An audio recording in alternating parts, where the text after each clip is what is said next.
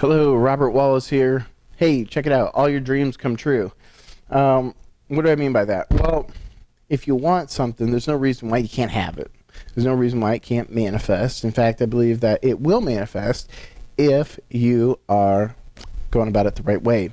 So the first thing that you got to do, if you want all of your dreams to come true, is to know what you want. What is the dream that you want to come true? What does it look like? Now, this is actually this is the heavy lifting right here. And the funny thing is, it's kind of like, you've heard of Nikola Tesla. It's said that, he's a great inventor. He invented this free energy and all this sort of technology that, was actually destroyed and suppressed. And he's actually one of the great inventors of our time. And he would go through his mind, in his imagination, and he would put these inventions together in his mind. He'd put the bolts there. He would put everything together through visualization, and if something didn't work right there in his mind, he could start to work out the solution, and he could start to find a workaround. So now when he's done, he's out of his visualization, out of working it through in his head. Now, whenever he puts his hand to the materials, he gets his result. So it said that he did that with everything, and he always had it worked out ahead of time. Now, that's great. How do you apply that? Well, the idea here is that most of that lifting wasn't done necessarily on paper, making countless charts and graphs. The mind is amazing. It has the capacity and capability to hold concepts and feelings and ideas here, and integrate them according to the will and the navigation of your attention, so that you get a product that you can then articulate in one solid way that represents all of those efforts. Well, what if getting what you wanted and most of the pulling of that in was a matter of getting clear? Without a vision, the people perish. Now, when we're talking about a vision, presumably we're talking about a clear vision. We're not talking about a sketchy, staticky vision, because even that as a vision, yeah, great, get a staticky reality and tell me how far that took you. You want a really clear one. If you want what you want, you want to make sure you're clear about what you want, and you're clear about what it looks like, what it feels like, what it sounds like, what it tastes like, how it's going to affect you, its role that it's going to play with you, what you like about it, what you really like about it, what you don't like about it, what you really don't like about it, for instance. Those are some. Now, in the getting clear process, you can look at the negative characteristics in order to get clear about what you do want. But generally, yeah, you're not going to want to concentrate on what you don't want. That's obviously going to go against your advantages. You can use lists. You can use pictures and that you draw. You can use vision boards. There's a lot of charts and different frameworks that you can use in order to get clear about what it is specifically that you want. Thing is that most people know they want something. They know they want a car, they know they want an opportunity, but they don't really know which one. And the thing is, a million of them pass by us every day. You want a job? Well, here, go work at McDonald's. Well, I don't want that job. Well, you didn't say you didn't want that job. You said you wanted a job, and now you got it, and you don't want it. What do you want? And that's the thing, is a lot of people play this ping pong game back and forth, where they'll say, well, I don't know. I'll know it when I see it. You can know it when you see it for 10 years down the road and then still never actually get it. But you can actually know it ahead of time, and then when you see it, you recognize it, because then you will actually know it when you see it, and you get it within a couple days. So there's a big difference between thinking that you know what you want, actually being clear about it. It definitely helps things manifest quickly. It doesn't just help you recognize them so that you see where they always were, but it literally will bring things to you, because now you've positioned yourself. You said, God, this is what I really want. Great. You signed your name on a line. You've made yourself a still target, because usually you're back and forth. You made yourself a still target so you can be blessed. Instead of saying, I'm over here, I want some of this, I want some of this, I want some of this. Okay, this is a doubting man. Let him not think that he shall receive anything.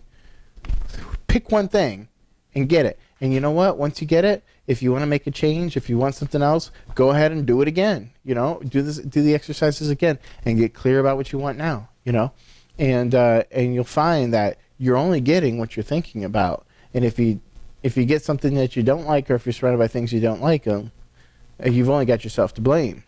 And that's actually a really good thing, because just as much as you're to blame for the bad, it represents the power that you have for the good. So you're going to always want to be allowing yourself to grow the ideal in your head. So let's say you have a long-term ambition, something that you want down the road. Well, keep adding to it. Keep clarifying it.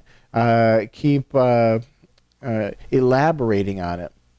Because what's going to happen is, through your experiences and while you're thinking about this and keep holding this goal of one day this event happening or this happening in your life, what eventually is going to happen is, you're going to start growing. The universe is going to start dragging you through circumstances and through the people and the events that you need to have under your belt, you need to have an understanding of, to make you ready for just that thing. So, by the time that you get to where you're at, you're going to know, I want it to be within the context of a medical society. Well, several years ago when you started it, all you knew is that you wanted to, have this sort of, make this sort of contribution, or make this sort of, statement or whatever. And now you know exactly where you want to do it. Well, that comes through continuing to clarify. Don't be afraid to add to it, but make sure that as you're adding to it, it's what you want. And then next time you think about it with all these details put into it. And the other thing, when it comes to making all your dreams come true, yeah, you want to get clear what you want. You want to use lists. You want to draw pictures. You want to make vision boards. You want to be allowing yourself to grow it as you go, and to remember to keep bringing it up in your head and cultivating it. But you want to pursue spiritual things. What does this mean? Well, put simply, pursuing spiritual things means pursuing spiritual ends. So if I want, if you want a thing, that's fine. But if your mindset is generally carnal and secular in nature, and you're only thinking about things you want to attract, you're going to miss the entire point of this entire thing. And I say missing the entire point because, A, you get what you want by being happy first. Okay? This is more of a spiritual, mental, emotional, intellectual. These are sort of properties that you're taking care of. You're cultivating your self-esteem. You're working on your perception, your paradigm of the world. You're clarifying your understanding about God and the nature of prayer. You're wanting joyfulness. You're wanting what's sustainable, what's long-term, what's going to happen to me after I die. And when you start to look at life from that deeper point of view, then all of a sudden you transcend this material world, and from that vantage point, from that height of high thought, these sorts of physical things that you were wanting before, they come about much more easily. Because when you transcend a spiritual idea, it's a lot more difficult to transcend a spiritual idea or a belief system that was holding you back than to transcend a broken dresser and, kick it to the curb and move on. It's more difficult to do that, but the results are longer lasting, and they actually will stick with you forever and help you to manifest, help you cultivate your dreams and manifest these things, no matter what you dream about, from now until you're 99, 110. So, and then when you're out of the body and you're actually moving on in your spiritual life, these are the things that are going to stick with you. Not the car that you drove, not the money that you had, and the richest man in the graveyard concept. You're actually going to become in a glorified version of the character that you're cultivating right now. And if it's a good character, it's going to serve you. If it's not, now this does go down into a spiritual path, and maybe all you want is just to manifest things. Well, you can use these tactics to do that. I just recommend that when you see the next step is get clear, work on your inner man, that you don't overlook that as some fluffy extra, but you realize that eventually every master realizes that this is the direction that it takes.